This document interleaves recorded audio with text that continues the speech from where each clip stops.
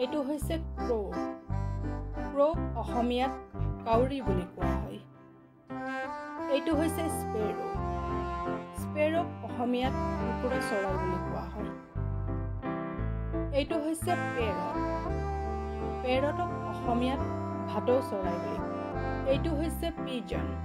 পিজনক অসমীয়াত পাৰ চৰাই বুলি কোৱা হয়। এইটো হৈছে ডাভ। ডাভক অসমীয়াত কপৌ চৰাই বুলি কোৱা হয়। এইটো হৈছে পিকক।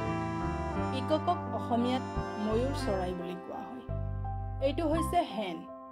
হেনক অসমীয়াত কুকুৰা বুলি কোৱা হয়। এইটো হৈছে কক। ককক অসমীয়াত মুৰ্গী বুলি কোৱা হয়।